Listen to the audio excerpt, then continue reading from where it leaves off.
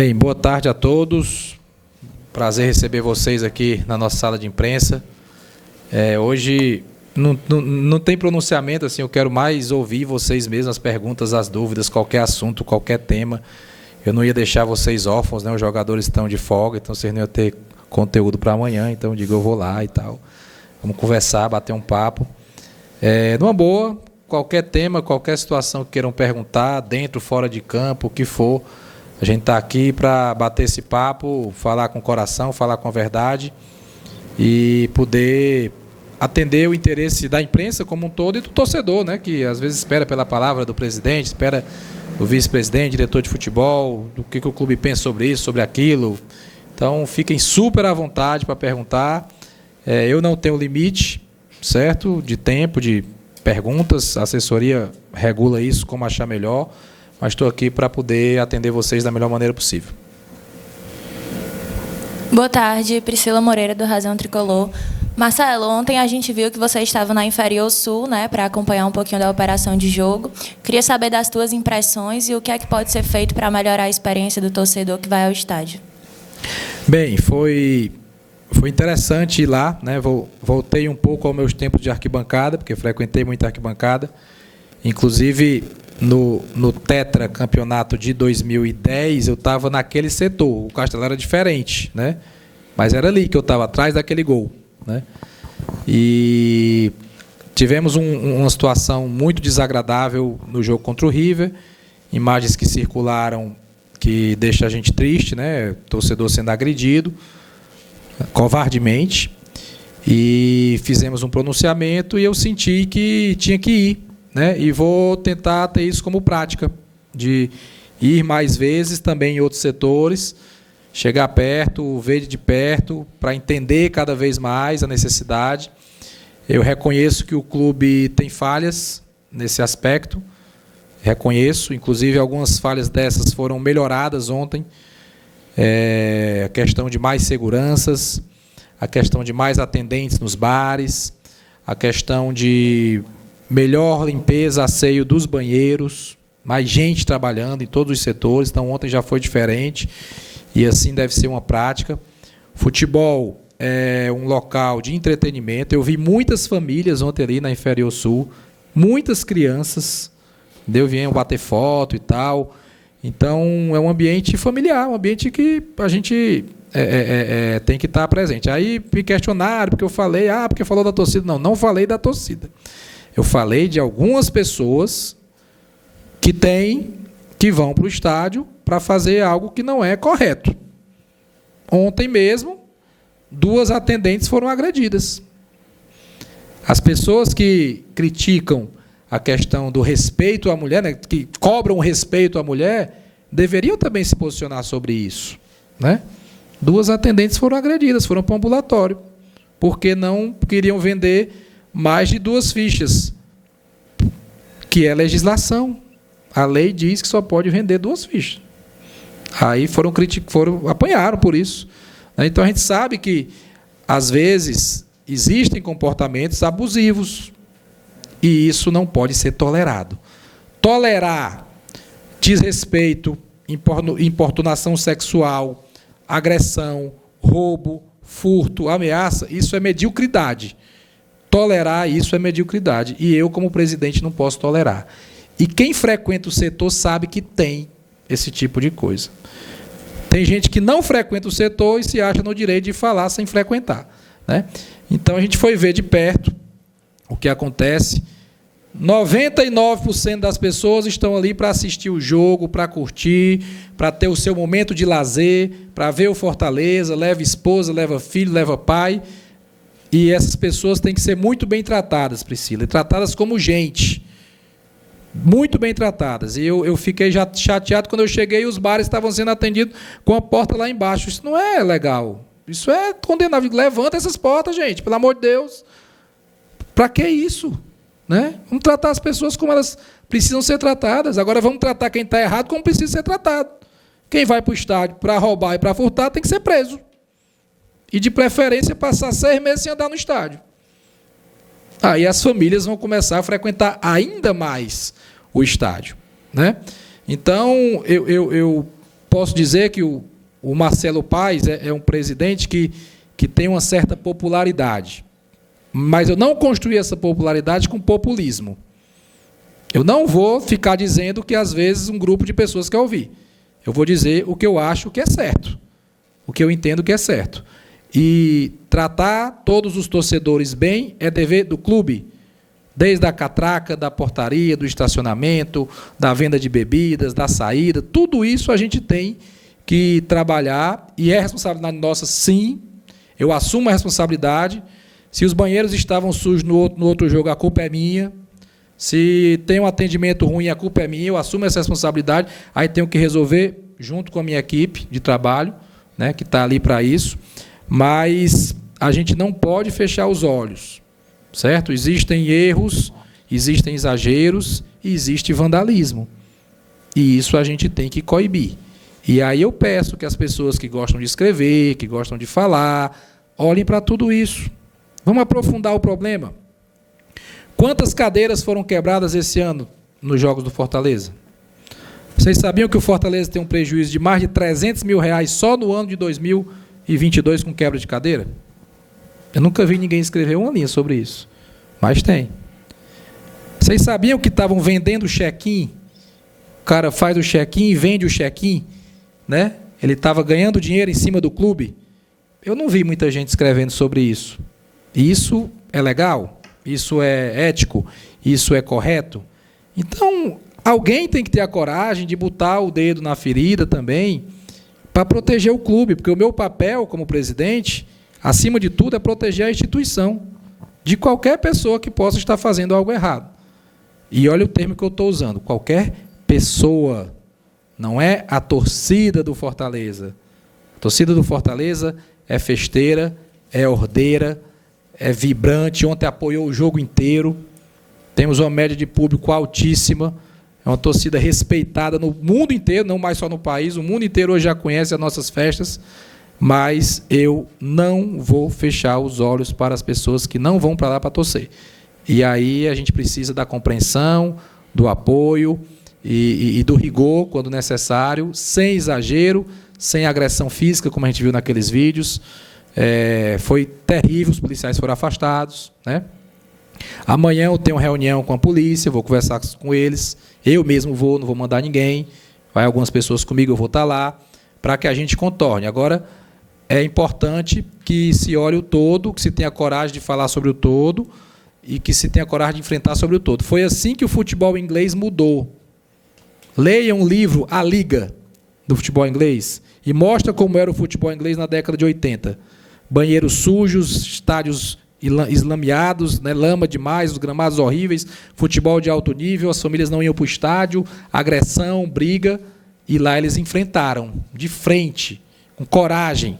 Vai fazer arruaça? Punido, hooligan, fora, 1 mês, 6 meses, 1 ano, 2 anos, não frequenta mais estádio. E a gente tem que fazer isso para que as famílias se sintam cada vez mais. E eu fui lá ontem, vou em outros setores, e vi muita família lá, na Inferior Sul, como tinha na Superior, como tem na Bossa Nova, criança, a harmonia, querendo curtir o seu futebol, assistir o jogo, e é isso que a gente tem que cada vez mais buscar fazer dentro dos nossos jogos. Boa tarde, Marcelo. Boa tarde, Alex. Anderson Azevedo, do Futebolês. Falando agora sobre outro assunto, eu queria indagar você, Marcelo, em especial, é uma crítica que eu tenho ouvido muito da torcida do Fortaleza em relação à situação do time na Libertadores e no Campeonato Brasileiro. Como foi montado esse planejamento exatamente para esse momento? Porque se sabia da dificuldade que o Fortaleza teria na competição, e não seriam jogos fáceis, seriam adversários grandes, e hoje o time, ainda que mesmo com certa dificuldade, tem chance de se classificar na Libertadores, mas o brasileiro ontem somou o seu primeiro ponto. O que é que vocês podem falar sobre esse planejamento até esse momento? Bem, vamos lá. Quando a gente fala de planejamento até esse momento, eu acho que a gente não pode citar só o brasileiro e a Libertadores, né? Porque a temporada ela envolve mais competições. As 2 competições que já foram concluídas foi com o máximo de eficiência possível, foi título invicto. Então, o Fortaleza tem mais 2 troféus, a sua torcida pode se orgulhar. Talvez alguns não achem isso muito importante agora, mas vão achar mais na frente, né? A gente, às vezes, parece que diminui um pouco as conquistas, quando elas se tornam mais rotineiras. Isso não é legal, cada conquista é muito difícil. Então, as 2 competições que já foram concluídas foram com o máximo êxito. Né? Tinham 16 times na Copa do Nordeste, só um foi campeão, foi o Fortaleza. Só uma torcida gritou é campeão. 10 times no Campeonato Cearense, só um foi campeão, Fortaleza. Só uma torcida comemorou é campeão. Tetracampeão. Todas 2 invictas. Copa do Brasil a gente largou bem, né? Vencemos o primeiro jogo bem. Tem um jogo de volta agora que merece todo o cuidado. Campeonato Brasileiro a gente largou muito mal, abaixo do esperado. E Libertadores, dentro do esperado. Libertadores, eu falei desde o começo que se a gente conseguisse um 3º lugar, seria algo plenamente aceitável. Isso aí foi falado claramente por ser a primeira vez que disputa a competição, pela dificuldade dos jogos, por tudo que gira em torno dessa competição. Então, brasileiro, a gente está abaixo, é ruim, está com ponto, é ruim, está na posição que a gente está, mas tem 2 formas de olhar isso. A gente pode olhar para a tabela, que é ruim, e pode olhar para o que o time está jogando. E eu acho que o time tem jogado um futebol que pode duelar com qualquer equipe do Brasil. A gente pegou, olha os nossos 3 últimos jogos. Corinthians, River Plate e São Paulo. 3 gigantes, né? E tem 8 títulos da Libertadores nesses 3. Em algum desses jogos aí o Fortaleza foi dominado? Fortaleza foi massacrado? Ou não? Corinthians, primeiro tempo, era para a gente ter feito 2 gols. Não fizemos, faltou competência ali, eles foram lá, fizeram o gol, numa infelicidade nossa, perdemos o jogo. River Plate, jogamos melhor do que o River Plate dentro do Castelão, com direito a pênalti não marcado. Né? Se tivesse VAR na Libertadores, muito provavelmente a gente teria 7 pontos, porque teria vencido o River Plate e empatado com o Colo-Colo. Mas não tem VAR, ok. E ontem, Fortaleza foi melhor do que o São Paulo. São Paulo é um time bem treinado pelo Rogério, que vocês conhecem, descansado, porque 10 jogadores nem foram para o Chile. E ontem quem estava no final do jogo pedindo a Deus que o mundo se acabasse era o São Paulo. Fazendo cera, achando um empate ótimo, e a gente em cima querendo fazer o gol. Então, a performance está ruim? Não. A pontuação, péssima. 1 ponto é muito ruim. Aí vamos olhar outro aspecto. Fisicamente, quantos jogadores do Fortaleza estão no DM? Quem é que está fora de combate? Não tem. Então, isso faz parte de planejamento, de preparação física, de fisiologia, de rodízio, de descanso. Eu acho que a maratona de jogos, que é intensa, faz com que o nosso time caia um pouco de performance no segundo tempo. A gente tem sentido isso. O primeiro tempo tem sido melhor, né, e o segundo cai um pouco. E é natural, porque são muitos jogos. O Fortaleza chegou a fazer 3 jogos em 5 dias. Nós tivemos uma fase ruim, né? A gente teve uma fase muito boa até a final da Copa do Nordeste, invicto. Aí vieram 4 jogos, que foram 4 derrotas. De lá para cá foram 7 jogos, 1 derrota, depois desses 4. Né? E a gente foi campeão estadual e largou bem na Copa do Brasil. E nesses 7 jogos, jogando bem, quase todos eles. Então, tem várias formas de olhar, Anderson.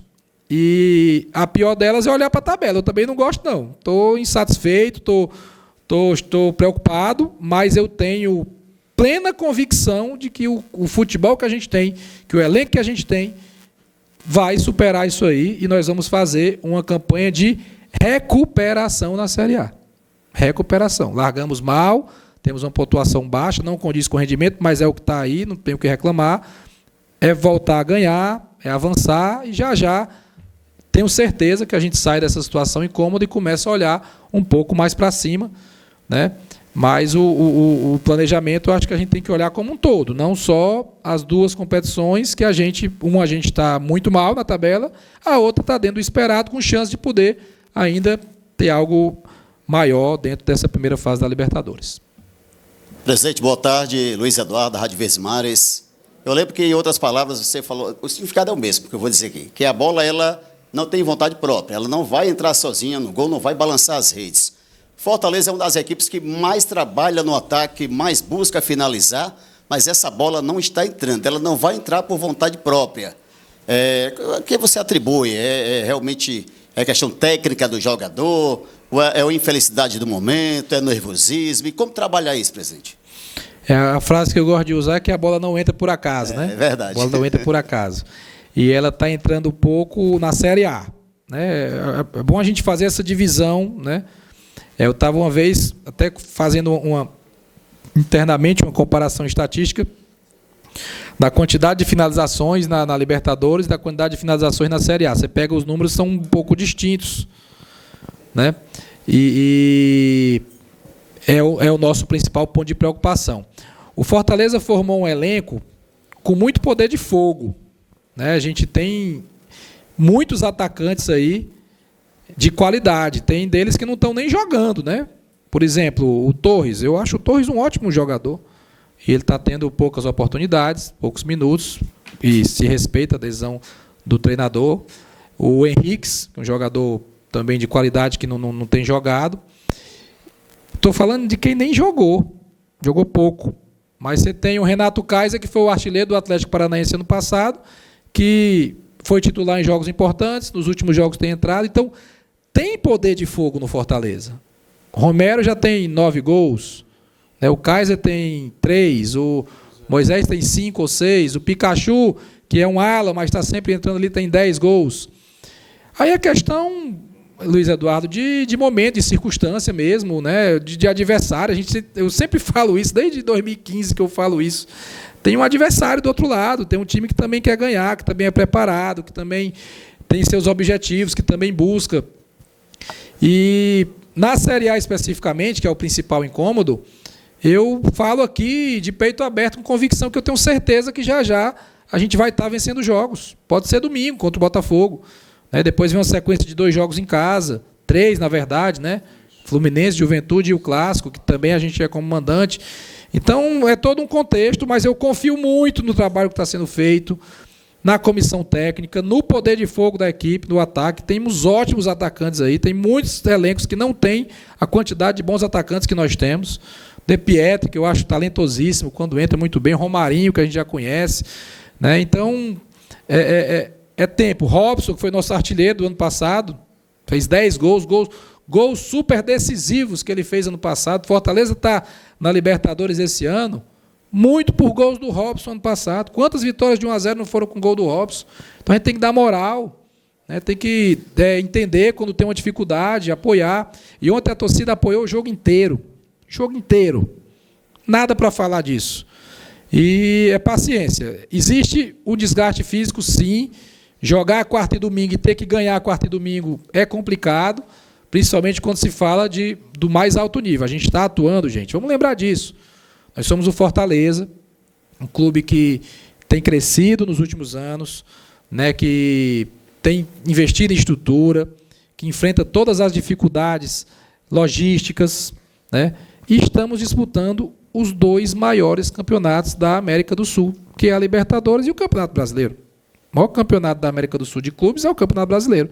Então é natural que a gente possa enfrentar algumas dificuldades, é natural que a gente não vá ganhar todos os jogos jogando essas 2 competições. Presidente, boa tarde. Jorge Telmo, boa tarde também, Alex Santiago. Presidente, aproveitando essa parte de futebol, aí, no caso a parte técnica e tática, Fortaleza só vai poder contratar dia 18 de julho.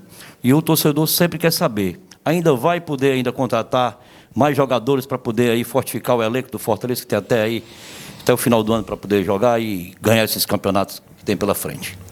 Bem, não é só o Fortaleza que pode contratar 18 de julho, né? É uma questão de legislação, mudou esse ano, pela primeira vez tem uma janela.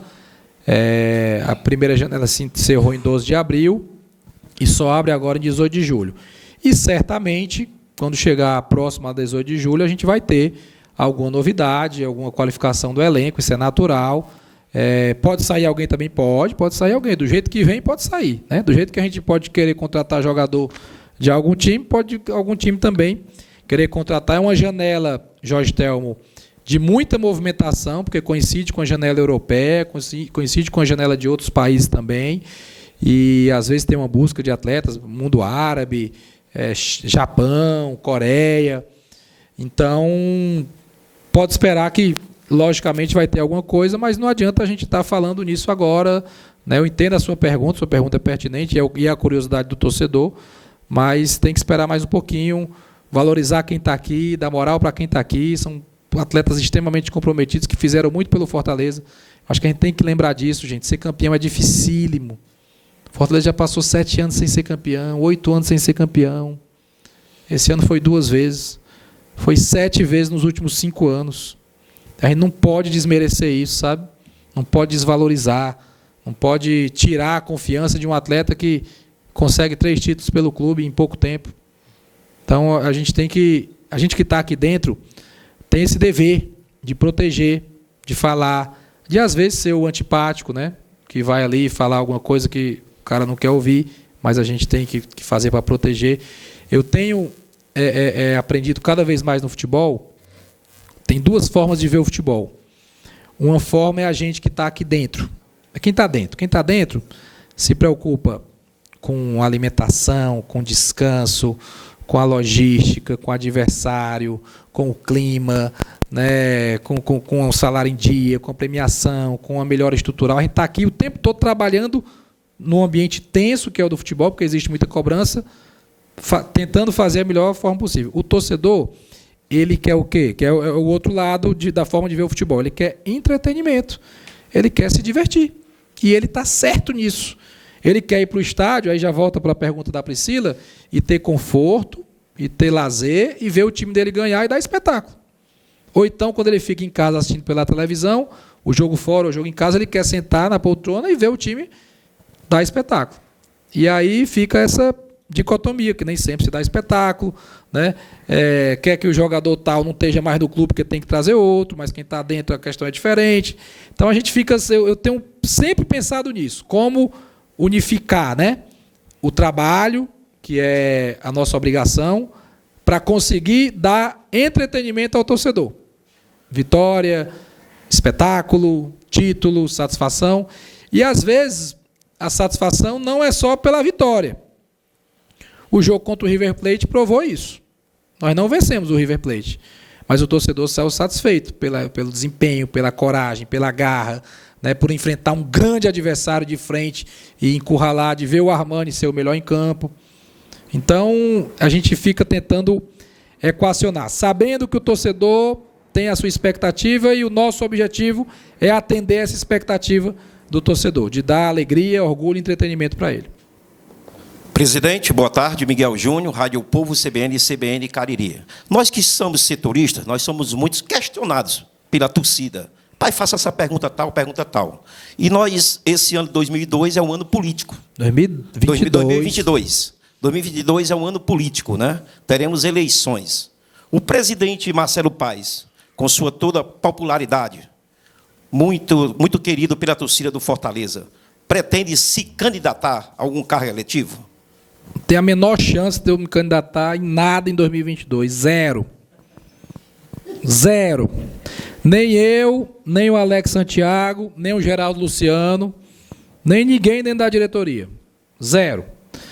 Eu nem sou filiado a nenhum partido político e nunca fui filiado a nenhum partido político. Então a chance é 0.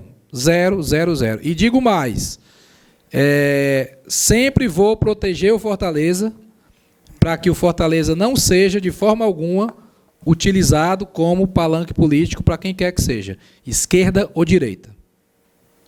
Desde que eu entrei aqui como presidente, já passei por 2 eleições políticas, né? 2018 e 2020.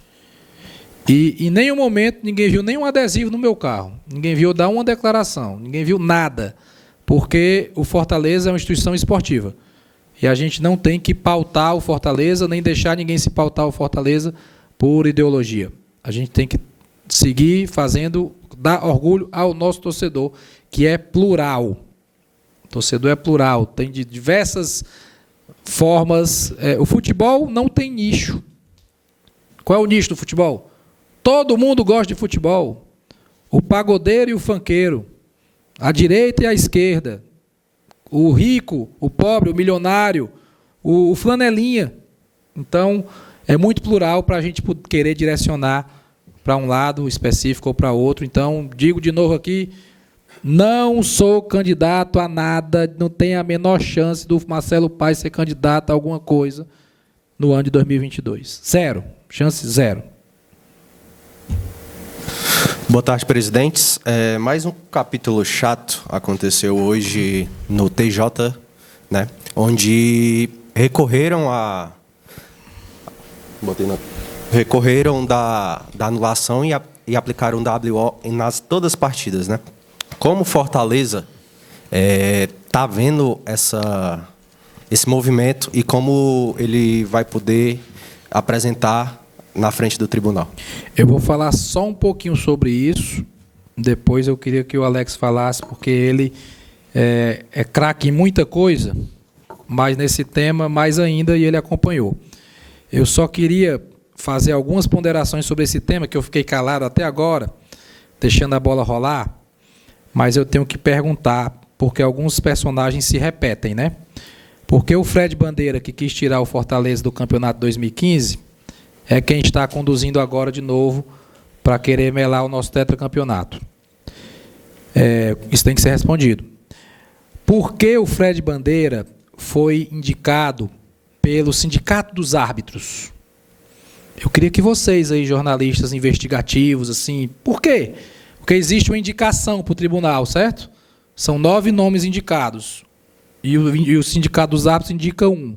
Por que o Sindicato dos Árbitros indicou ele para ser auditor? Queria que vocês pesquisassem isso aí. Qual foi a benfeitoria que ele fez para o Sindicato dos Árbitros para poder ser indicado? E todo mundo já sabia que ele foi indicado já para ser presidente. Por quê? E por que o auditor que mudou o voto hoje, que aí o Alex vai falar, deve ser o próximo presidente do tribunal? Por que ele mudou o voto? Ele tinha votado de um jeito e mudou hoje. Então, eu queria que vocês pesquisassem isso aí, né? Eu não sei, eu queria que vocês pesquisassem. Bem, boa tarde a todos. Prazer receber todo mundo aqui, pessoal da imprensa, como sempre. E como o amigo bem falou, né, é até chato a gente estar falando nisso, porque o Fortaleza Esporte Clube sempre pauta suas práticas pela esportividade, né? A gente sempre busca as nossas conquistas em campo. E isso daí é algo que faz parte da nossa história. Eu acho que falar, às vezes, é fácil, mas se a gente revisita a história do Fortaleza Esporte Clube, a gente vê que é um histórico de títulos conquistados dentro de campo. Sobre esse tema, é inevitável a gente ter que fazer esse parêntese aqui. Eu peço até desculpa ao pessoal que está aqui da imprensa, que obviamente quer saber de bola rolando, de jogo, de conquistas, e eu também estou aqui na condição de diretor de futebol para responder qualquer coisa sobre isso. Mas para falar um pouquinho sobre isso, eu acho que é adequado sim, essa pergunta é extremamente adequada, eu estou aqui na presença do presidente, para a gente fazer algumas reflexões aqui sobre isso que aconteceu, né? Porque é uma situação muito incômoda, principalmente para quem visa conquistar os seus objetivos em campo. Tudo isso começa, né, sobre uma investigação acerca de manipulações de resultado de uma agremiação específica, que é o Crato, né? E, de antemão, como desportistas, presidente Marcelo, eu, toda a diretoria do Fortaleza, nós entendemos que é um fato muito grave, que deve ser realmente muito bem apurado, né? Mas isso tem que ser apurado da maneira correta, né, por meio dos instrumentos jurídicos corretos e punir as pessoas corretas, né? E uma série de situações esquisitas aconteceram nisso daí, porque essa ação que o amigo se referiu é uma ação que tem como autores o Maracanã e o Icasa, né? O Maracanã supostamente buscando aí uma reclassificação para buscar um lugar entre os 4 primeiros colocados, para poder, entre os classificados para a fase eliminatória, para poder buscar um local, né, nessa parte da competição. Só que acontece uma estranheza muito grande para a gente nisso tudo, e aí eu falo não só como vice-presidente do Fortaleza, mas como representante jurídico das 4 instituições envolvidas, né, que são os semifinalistas, a quem eu represento, Fortaleza, Ferroviário, Caucaia e Iguatu, é que o Maracanã e o Icasa, tomando ciência do primeiro WO que foi aplicado ainda em Ferroviário e Crato, né, por última rodada da fase de classificação, eles curiosamente não apresentaram nenhuma denúncia naquele momento, né, no final da primeira fase, que em tese seria o momento ideal para você, sabendo que foi aplicado um WO por suspeita de manipulação de resultado, você se insurgisse contra aquilo, né, porque você busca a classificação para a próxima fase, a fase eliminatória. Não houve manifestação nenhuma do Maracanã. Né? É curioso também entender o porquê que isso aconteceu naquele momento. Enfim, o Maracanã decidiu de maneira até atípica, né, aquele momento para poder levar essa questão a juízo. E aí depois nós temos um problema que é a suspensão do campeonato antes das semifinais. Foi uma liminar dada pela presidência do tribunal, que foi cassada pelo Superior Tribunal de Justiça Desportiva, o STJD. Né? E assim, é curioso porque esse conhecimento do tribunal acerca dessa suposta manipulação de resultados por parte do Crato, ela já havia bem antes, né, de haver aquela suspensão das semifinais. Mas é um fato curioso porque nenhuma medida foi tomada antes, mas sim só naquele momento de semifinais. Fato curioso. Uma outra questão também que a gente coloca, inclusive a gente levou isso no julgamento no tribunal, e aqui, voltando a falar, eu estou debatendo no campo das ideias, é o meio pelo qual está buscando se punir o Crato. Isso é uma coisa que a gente tem que buscar lembrar. Foi uma petição assinada por 2 clubes, chamada medida inominada, não foi uma ação movida pela Procuradoria, que é quem tem competência para poder impor uma punição de exclusão, né? E essa peça, que jamais excluiu algum clube de alguma competição, excluiu o Crato. Esquisita essa situação, uma situação também bem atípica. Porque, só para que os amigos saibam, me desculpem, até aqui está me tornando um pouquinho longo nisso, mas para que vocês entendam. As punições esportivas, como, por exemplo, a exclusão, que é o que o Crato foi vítima, ela se dá por meio de uma ação específica, movida pela Procuradoria Desportiva, através de um processo desportivo disciplinar. E a Procuradoria, inclusive, fez já a denúncia da maneira correta, né? E nessa denúncia, salvo engano, não houve a denúncia da agremiação Crato. E quando se fala de quem se punir, se a agremiação, se as pessoas físicas, é só a gente observar aí os precedentes do próprio Tribunal de Justiça Desportiva. Porque o Barbalha, não sei se vocês vão lembrar, em 2020, também foi suspeito de manipulação de resultados, né? Inclusive com a punição do então presidente Lúcio Barão, mas só quem foi denunciado foi a pessoa física do Lúcio Barão. A agremiação não foi denunciada, né? E isso realmente é bem atípico de acontecer. O fato é que a gente vê uma agremiação sendo denunciada pelo meio atípico, ao nosso ver, absolutamente incorreto, que é uma medida inominada, em uma situação em que o Crato sequer foi denunciado por quem de direito, que é a Procuradoria. E esse julgamento acontece assim, de uma maneira muito, ao meu ver, né, e nós vamos discutir isso nas instâncias adequadas, de uma maneira muito assodada, né? Então, a gente percebe que existe aí, sim, uma infelicidade grande sobre a forma como tudo isso foi conduzido. Fortaleza se manifesta já aqui de pronto, juntamente com os outros semifinalistas, no sentido de ingressar com recurso na instância recursal adequada, que é o STJD. Nós vamos levar o assunto para debate no STJD, por entender que existem uma série de irregularidades nessa situação, desde o meio como está sendo movida essa persecução, né? Principalmente falando sobre os impactos que ela tem para os semifinalistas. Isso é muito grave, porque é um campeonato que vinha sendo conduzido dentro de campo, com suas conquistas para vencer ou para perder dentro de campo, acaba dessa forma. Então, esse é o nosso interesse recursal. E, assim, o que eu gostaria aqui de ressaltar ainda sobre esse assunto é que o combate à manipulação de partidas, ela é algo que deve ser feito, deve ser incentivado por todos que querem o bem do futebol cearense. A gente está num momento tão importante, né, do futebol cearense, e é um momento que a gente deve realmente buscar combater todas essas práticas, mas dentro dos limites da regularidade e da justiça, né, sem que isso possa ser meio para manchar ou então tentar reverter alguma situação conseguida em campo, né? A manipulação, o combate à manipulação de jogos não pode servir de pretexto para que depois se manipule um resultado de campeonato dentro de campo. Então, é nesse sentido que o Fortaleza vai, com muita serenidade, apresentar o recurso ao STJD, sabendo que existe uma série de falhas técnicas nesse processo, que foi julgado hoje, como o amigo disse. Até 2 semanas atrás, havia sido anuladas apenas 5 partidas, né, que tinham sido apontadas pelos relatórios de possível manipulação.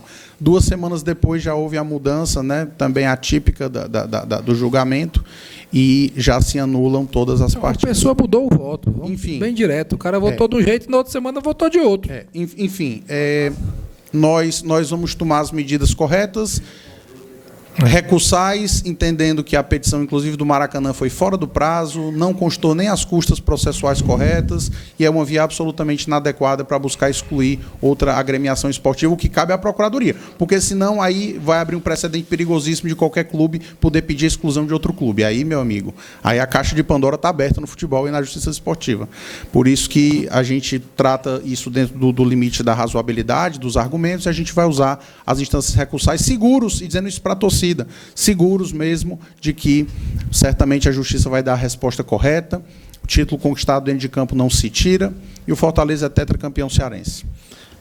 Papelinho, tu já ouviu falar do treino da madrugada, né? O cara treina no dia, acha que vai jogar, aí no outro dia ele não joga, é o treino da madrugada. Foi o que aconteceu, o cara votou de um jeito, aí refez o julgamento e ele votou de outro jeito. Os clubes hoje estão na Série A, o tribunal continua na Série D. É por aí. Então, vamos pesquisar sobre isso, gente. Vamos investigar, vamos atrás, né? Porque mexe com todos nós. Mexe com a credibilidade do campeonato, das instituições, patrocinador. O pessoal pergunta lá fora, o que está acontecendo aí? Porque foi o campeonato. Toda hora é um julgamento, vai, não vai, vai para. É muito feio isso, sabe? Assim, eu fiquei calado esse tempo inteiro, acreditando na justiça, acreditando que ia ser da maneira correta e tal, mas tem uma hora que a gente tem que falar, né? Tem que se posicionar e tem que pedir investigação mesmo, aí, que se procure saber, né, por que algumas condutas estão sendo feitas. O doutor Eduardo Salles viu um artigo que o presidente do tribunal não viu e levou, foi um chamado para ele. Rapaz, a única coisa que você fez que prestasse. Como é que se faz isso de um advogado para outro advogado? Eu acho até desrespeitoso. Né? Desrespeitoso, e o Eduardo ficou na dele e tal. Então, gente, tá na hora da gente olhar isso com mais força, né? com mais a fundo, entender o porquê, o que é que está por trás. A quem interessa parar o campeonato cearense? A quem interessa o Fortaleza não ser tetracampeão? Acho que a gente tem que se fazer essas perguntas, né? e ir a fundo aí para saber, porque, segundo o que o Alex falou, eu confio 100%, todo esse processo tem vários vícios que foi passando por cima para quase que na marra chegar no resultado que é o que se queria. Porque há uma semana e meia, foi julgado. 3-3. Eu tenho um voto de Minerva. Tem não, peraí, o artigo aqui disse que... Ixi, pensei que tinha. Aí, peraí, aí vamos fazer o julgamento, daí o outro cara vai lá e muda o voto. Então, não dá para a gente achar isso razoável. Vamos. Muito boa tarde, Cristian Bergson, Paz, Alex, Tom Alexandrino aqui do Sistema Verdes Mares. A pergunta é sobre a Liga, né? Mais uma tentativa dos clubes do futebol brasileiro em tentarem buscar uma unidade organizacional pensando em todos os clubes do futebol brasileiro. E eu acho que é válido quantas tentativas forem possíveis até se concretizar. Queria saber, de fato, você que esteve na linha de frente, Paz, sobre todos, a reunião, sobre o que se busca, sobre o que se prega, se realmente já existe essa unidade ou ainda está muito distante. Queria saber qual é o posicionamento do Fortaleza, o que é que você viu e o que de fato acha que pode melhorar, se é que tem alguma coisa para melhorar. Olha, Tom, pergunta muito pertinente, né? Um assunto... como é a hashtag que o pessoal usa agora, né? A foto de milhões, né? Encontro de milhões, esse é um assunto de milhões, de verdade. Literalmente. Porque o que for decidido em termos de liga vai impactar muito o futebol brasileiro. E eu tenho que equilibrar entre o que eu entendo que é bom para o Fortaleza, mas dentro de uma coletividade, né? Eu não posso chegar e achar que o Fortaleza vai ganhar igual o Flamengo. Não vai. O Flamengo tem 40 milhões de torcedores, né? Um clube absurdo de grande. E é natural, como em qualquer liga, que os clubes que têm mais torcida, que têm mais audiência, porque a gente está falando principalmente de direitos de transmissão, esse clube possa ganhar mais, entre outros clubes gigantes que tem no país. Eu sei qual é o nosso lugar, o nosso tamanho, e é justamente por isso que a gente tem participado ativamente para que isso seja feito de forma mais igualitária. Acho que teve muito avanço. Por quê? Porque todos os clubes querem a liga. Não tem nenhum clube da A e da B que disse assim, não, esse negócio de liga não quero, não é bom, deixa do jeito que está. Os clubes querem a liga, porque com a liga a gente vai ter mais autonomia, mais poder de decisão, o produto vai estar mais valorizado, vai melhorar, sobretudo, para o torcedor, uma melhor experiência de jogo, uma melhor experiência televisiva, um cardápio de jogos melhor, atletas mais qualificados, que teoricamente os clubes vão ter mais capacidade de manter seus atletas, de atrair atletas, então melhora para o público. Mas de que forma, né? A gente está falando de modernidade. Eu já citei hoje aqui a Liga Inglesa. A Liga Inglesa é o parâmetro, né? O top. É a principal liga do mundo. Todos os anos os clubes ingleses estão ali próximo de vencer a Champions League, ou vencendo a Champions League. O Guardiola está lá, o Klopp está lá, os craques, muitos estão lá. Como tem a Liga Espanhola também, excelente. Mas a Liga Inglesa, entre o que mais ganha e o menos ganha, a diferença é de 1,6. É por isso que o Aston Villa, que é um time médio, consegue contratar o Felipe Coutinho, que é o 10 da seleção brasileira. É por isso que o Everton, que é um time médio na Inglaterra, vem aqui e compra o Richarlison do Fluminense. Porque são clubes que têm poder de fogo, porque a divisão é mais igualitária. Então é isso que a gente quer, uma divisão mais igualitária, mais justa, porque a gente está falando de muito tempo para frente. E aí, uma decisão errada, a gente pode estar impactando o Fortaleza por vários anos. Eu quero impactar para cima, não para baixo. Então, eu vou defender. Só que, como eu, muitos clubes pensam iguais. A gente vai publicar uma carta já aí, 23 clubes, não vou dizer o conteúdo da carta agora, mas vai ser já, falando o que nós queremos. E respeitando quem pensa diferente. E se pondo aberto ao diálogo, mas que haja realmente diálogo. Porque o que é que foi feito com a criação da Libra? 6 times criaram o estatuto, só 6, viu? Se a gente falar de 40, 34 ficaram fora. 34 não foram ouvidos sobre esse estatuto. 6 criaram o estatuto. Vai ser assim. Aí marcaram uma reunião terça-feira em São Paulo. Aí avisaram dessa reunião para os outros clubes na sexta-feira anterior. Vai ser criada a Liga, está aqui o estatuto. Quem quiser ir lá terça-feira para assinar, vai lá terça-feira para assinar. Como é que pode isso? Não, peraí, vamos conversar aí. Vamos conversar aqui, dá para a gente ir terça-feira para conversar, em vez de ser para assinar, para a gente discutir e tal. A gente pensa isso aqui. Não, vamos lá. Aí chegou lá, não, é para assinar. Aí dessa maneira eu acho que não é o ideal, mas eu confio no diálogo, na capacidade de mudança de pensamento, de flexibilidade, até porque só tem sentido se for todo mundo. Se não for todo mundo, nasce capenga ou então nem nasce de verdade.